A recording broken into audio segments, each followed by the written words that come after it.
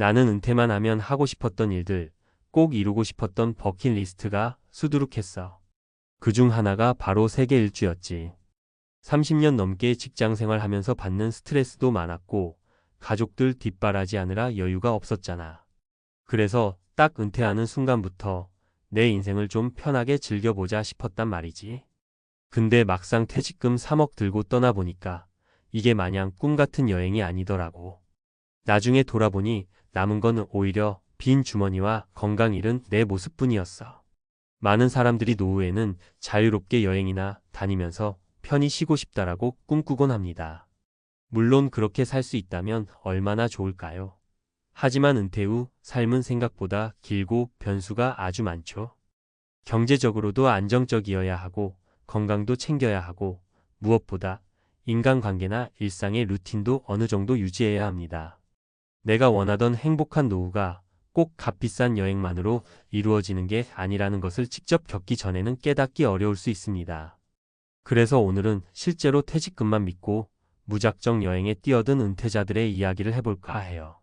당장의 낭만이 즐겁다 해도 길게 보면 예측 불가능한 지출과 건강 문제, 그리고 사회적 단절감까지 겹치면 예상치 못한 위기에 처할 수 있거든요.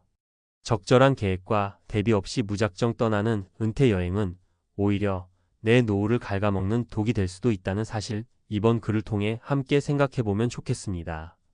1. 새로운 세상이 날 기다린다. 무작정 자유여행 후 후회. 은퇴 사례. A 57세 대기업 과장 출신 김철수 씨. 김철수 씨가 겪는 은퇴하면 이제 나도 남들처럼 세계를 돌아다니며 즐기겠다는 꿈이 확고했습니다. 퇴직금 3억과 그동안 모아둔 적금 일부를 종잣돈 삼아 한 달은 유럽, 한 달은 동남아, 가끔은 남미까지 무려 2년간 쉼없이 비행기를 탔죠. 처음 12개월은 정말 신났다고 해요. 해외의 새로운 문화를 접하고 한국에서의 답답했던 직장 생활은 까맣게 잊을 정도로 즐겁고 신선했습니다. 그런데 시간이 지날수록 문제는 하나씩 드러났습니다. 예상치 못한 추가 지출. 해외에서 편하게 지내려면 호텔이나 괜찮은 숙박을 잡게 되잖아요. 또 유명 맛집도 가고 교통수단도 편한 걸 쓰고 그러다 보니 자연스럽게 지출이 두세 배로 늘었습니다. 건강관리 소홀 여행 다니면서 즐거움에 취해 자꾸 술도 마시고 늦게 잠자리에 들고 규칙적인 식사도 하기 어려웠대요. 처음에는 별거 아니라고 느꼈는데 두 번째 해쯤 되니까 슬슬 몸이 안 좋아지는 게 느껴졌다고 합니다. 돌아와서 병원 가보니 여기저기 성인병 징후가 보이더랍니다. 외로움과 심리적 불안. 해외라는 공간이 낯설고 신선할 때는 좋지만 곁에 가까운 친구나 가족 없이 지내다 보니 괜한 외로움이 밀려왔대요.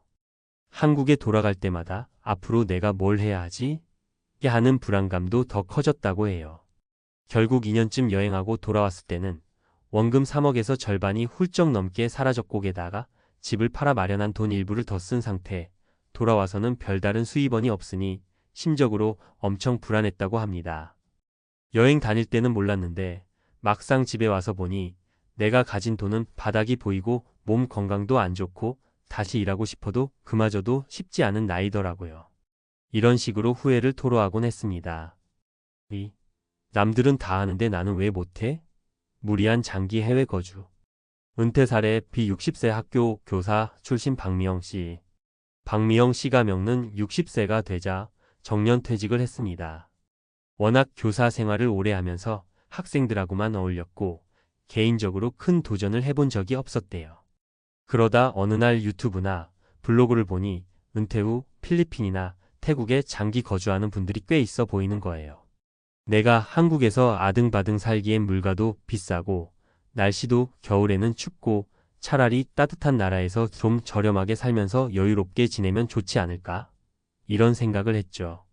그래서 곧바로 퇴직금과 적금, 대출까지 조금 보태서 해외 콘도나 작은 주택에 장기 렌트를 잡았습니다. 처음엔 좋았대요. 매일 날씨도 따뜻하고 서양인들과 어울려 골프를 치거나 카페에 가고 물가도 한국보다 싸니 괜찮은 생활 같았죠. 하지만 막상 몇 달 살아보니 문제는 또 있었습니다. 현지 의료 환경의 한계. 자잘한 병은 현지 병원에서 간단히 볼 수 있지만 생각보다 병원 시설이 한국만큼 잘 되어 있지 않더라고요. 한 번 심하게 몸살이 걸렸는데 제때 치료를 못해 길게 아팠다고 해요. 언어 정문화적 장벽, 간단한 회화로 식사 주문 정도야 가능하지만 조금 복잡한 행정 업무나 의사소통은 어려움을 겪었죠. 현지 사기나 부동산 문제에 얽히면 더 골치 아파질 뻔했다고 하네요.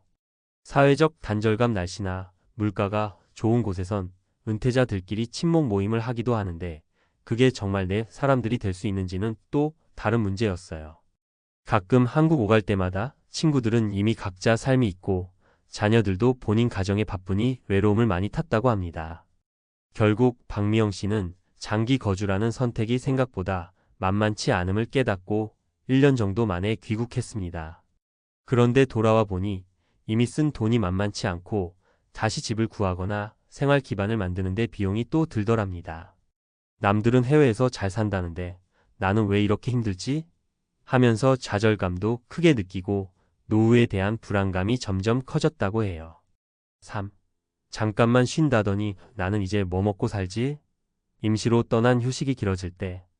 은퇴 사례 C 55세 중소기업 대표 출신 한동훈 씨. 한동훈 씨 가명은 원래 작은 사업체를 운영하다가 적절한 시기에 기업을 매각하고 잠깐 쉬자는 마음으로 해외로 나갔습니다.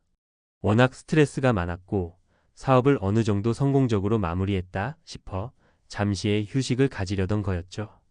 그런데 사람 심리가 참 묘하잖아요. 쉬다 보니 편해서 더 쉬고 싶어지고 사업을 팔아서 생긴 목돈이 꽤 되니 당장은 불안하지 않았대요. 하지만 해외 생활 6개월을 넘기고 여행지를 옮겨가며 1년, 2년씩 쉬다 보니 점점 현실을 직시하기가 두려워집니다. 귀국해서 뭘 해야 하지? 다시 사업을 시작하기엔 내가 너무 늦은 건 아닐까? 한두 번 실패하면 노후가 완전히 흔들리잖아. 이런 고민만 쌓여서 오히려 계속 떠돌았다고 해요. 그러다 보니 돈은 조금씩 줄어들고 실제로 다시 일을 시작하려고 해도 이미 사업 감각이 떨어지고 국내 인맥들도 예전만 못하더랍니다. 결국 한동훈 씨는 여행 중간중간 만났던 친구들이 해주는 조언을 듣고 뒤늦게 귀국해서 일을 다시 시작하려 했는데 막상 하려니 옛날만큼 재능이 발휘되지 않음을 실감했다고 합니다. 시대 트렌드도 많이 바뀌었고 동료들도 서로의 길을 가고 있으니 예전처럼 협업하기도 쉽지 않았죠. 결국 몇 달만 쉬자 했던 게 23년이 되어버렸고 다시 일할 동력도 남은 자금도 애매해졌다는 게 가장 큰 문제였다고 해요. 지금은 그저 소일거리 정도로 버티면서 내가 그때 적당히 쉬고 다시 복귀했어야 했는데 하고 후회가 남는다고 합니다. 은퇴 후 삶에 대한 교훈과 제안. 위 3가지 사례에서 공통적으로 발견되는 문제점은 다음과 같아요. 재무적 계획의 부재. 퇴직금이 3억, 5억 또는 그 이상이든 간에 막상 장기간 여행이나 해외 거주를 하다 보면 지출이 통제되지 않으면 금세 줄어듭니다. 게다가 노후에는 예상치 못한 의료비, 긴급 상황에 대한 대비금도 필요하죠. 건강관리 소홀. 여행 중에는 일상의 루틴이 깨지기 쉬워요.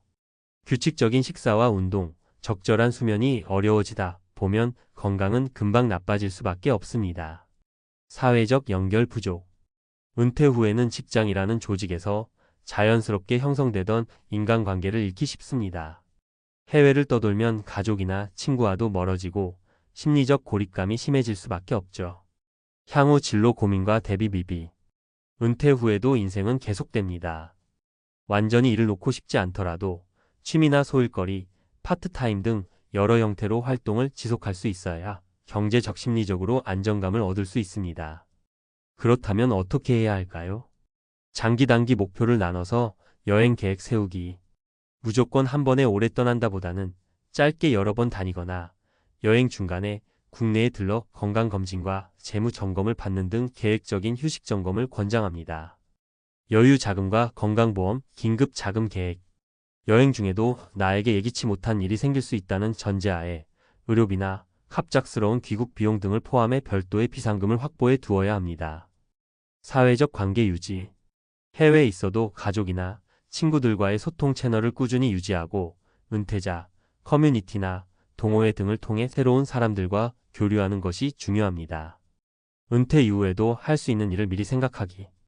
완전한 휴식이 필요하더라도 향후 내 나이대에 맞게 할 수 있는 일이나 투자, 새로운 기술 습득 등 다양한 가능성을 열어두면 막상 돈이 줄어들었을 때 허둥지둥하지 않고 조금이라도 대비할 수 있습니다.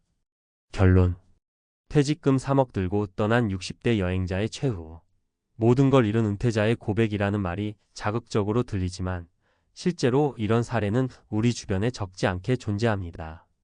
여행은 물론 삶의 큰 활력소가 될 수 있지만 모든 걸 내려놓고 무작정 떠나는 행위는 현실적으로 리스크가 크다는 것을 알아야 해요. 은퇴 후에는 이제 다 끝났으니 쉬자는 생각과 동시에 앞으로도 몇십 년은 더 살아야 한다는 이중적인 시선을 가져야 합니다. 여행을 하면서도 내 삶의 기반과 건강, 재무 상태, 인간관계 등을 모두 균형 있게 관리할 수 있어야 즐거운 노후가 가능한 법이죠. 특히 퇴직금은 우리의 마지막 큰 목돈일 가능성이 높으니 이걸 어떻게 안전하고 알차게 운용할지 한 번 더 고민해 보는 게 필요합니다. 언제나 말처럼 쉬운 건 아니지만 그래도 준비가 조금이라도 된 여행과 전혀 준비되지 않은 여행은 결과가 정말 다를 수 있다는 거 위 사례들을 통해 알 수 있잖아요. 내 노후는 결국 나 자신이 책임져야 한다는 사실을 기억하면서 멋진 노후의 로망과 안정적인 일상의 균형점을 찾으시길 바랍니다. 그 여정에서 여행은 물론 삶 자체가 더욱 소중한 경험이 될 거라 확신합니다.